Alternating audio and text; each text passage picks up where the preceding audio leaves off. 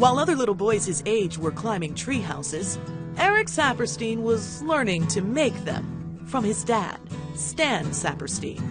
Eric took over the shop from Stan.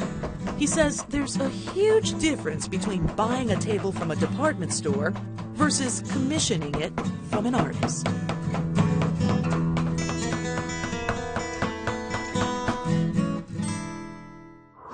So, you know, these days we have the Home Depots, the IKEAs. Long gone are the mom and pop hardware stores, the mom and pop local wood carvers. You know, talk to me about why it's important for someone like you to preserve the trade, a trade that we really don't see around these days anymore. We're producing the next generation of antiques. We're making the heirlooms that will be passed down. The pressboard furniture that's made that's going to fall apart, it's disposable. It's not a piece of furniture or a piece of artwork that has any longevity to it. You will never have a history to the way you have, you know, your grandmother's dining table that everybody had, you know, family dinners at for the last 75 years. Modern type pieces that are mass produced are simply not going to last long enough to have those memories. Eric agreed to demonstrate a carving on a piece of walnut. Since it was the first pattern that he'd ever carved, it was special.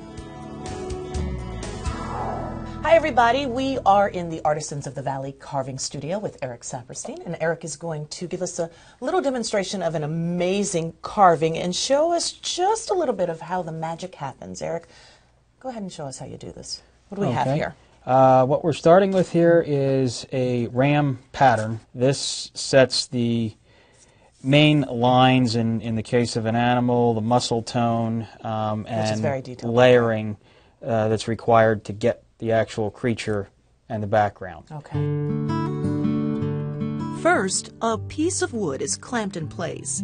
After this, a desired pattern is carbon traced onto the wood.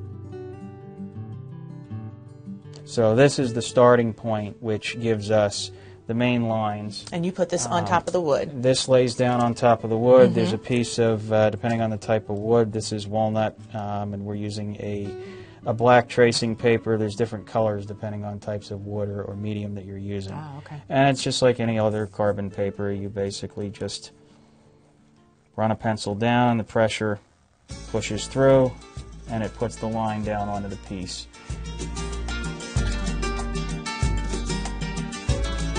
Once the pattern is traced, its outline must be etched on the wood. This sets the elements apart. After this, larger sections of the background are removed to make the scene pop. So did you prove Dad wrong on the first go-round? Up until the point where I couldn't get the eye right, yes. So he was still needed at that point. He came with the I told you so, I'm sure. Right. Everything up to that point, he was quite surprised.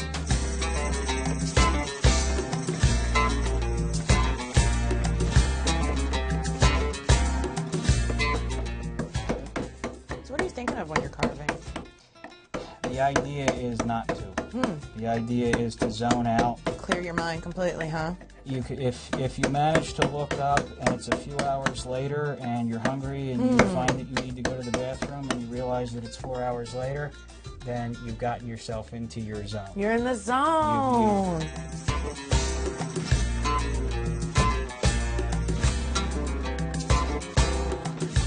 The eye has to be a perfect depth and a perfect angle. It's the life of the creature. If you get that wrong, you ruined your carving. You'll start over. So it's a little bit nerve-wracking when you're not that good at it, because it's sometimes I'll actually do that a little too early in the game just to make sure I get it right. It happens in any type of artwork or craft. We call the net result very expensive firewood.